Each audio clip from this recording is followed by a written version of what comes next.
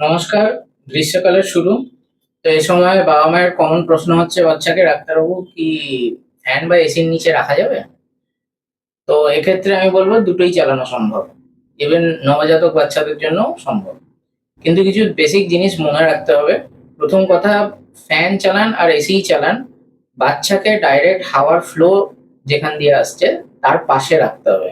অর্থাৎ এই ধরুন এসি চলছে, এসিটা আছে এই দিকে, বাচ্চাকে সাইডে একটা দিকে রাখতে হবে। সেম ফ্যানের জন্য প্রযোজ্য। ফ্যান চালাতে গেলে চেষ্টা করবেন ফুল স্পিডে ফ্যান না দিয়ে মিডিয়াম স্পিডে ফ্যান রাখতে।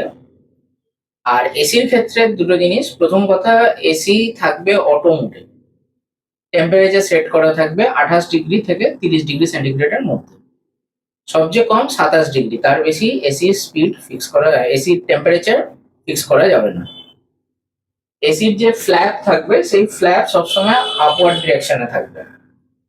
আর সবসময় ঘরের মধ্যে একটা কানা উঁচু থালাতে জল ভরে রাখবেন, দুকোণে দুখানা, এবং সেই জলের ওপরে একটা ঝুড়ি চাপা দিয়ে রাখবেন যাতে সেখানে মশা বা মাছির বাসা না বাঁধতে পারে। সেই জল নিয়মিত পরিবর্তন করবেন। আর এসি চালানোর জন্য আরো একটা ব্যাপার হচ্ছে, এসি যেন সব সময় না চলে। চেষ্টা করবেন কিছুক্ষণ চালিয়ে ঘরের টেম্পারেচারটাকে একটা নাতিশীতোষ্ণ অবস্থায় এনে তারপরে এসিটা বন্ধ করে দেবেন।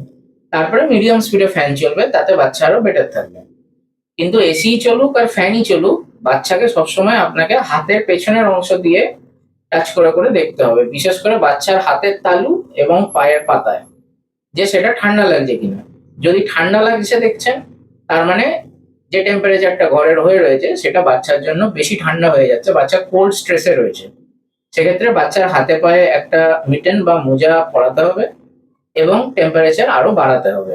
অর্থাৎ 27 থাকলে 28 করতে হবে, 28 থাকলে 30 করতে হবে। ফ্যানের স্পিডও কমাতে হবে। আর যদি দেখছেন যে না, গরম রয়েছে, সেক্ষেত্রে যেমন চলছিল সেটাই চলবে। এবার প্রশ্ন হচ্ছে, যদি এসি বা ফ্যান এই গরমকালেও না চালানো হয় তাহলে কি সমস্যা হতে পারে? প্রথম কথা, বাচ্চার অতিরিক্ত গরমের জন্য বাচ্চার জ্বর আসতে পারে।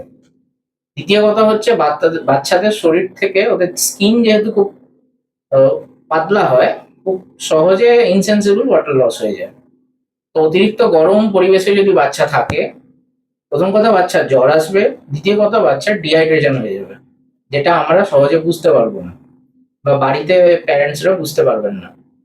সেই জন্য সবসময় বাচ্চাকে একটা নাতিশীতোষ্ণ আবহাওয়ার মধ্যে রাখা উচিত, বিশেষ করে বাচ্চা যখন রেস্ট নিচ্ছে।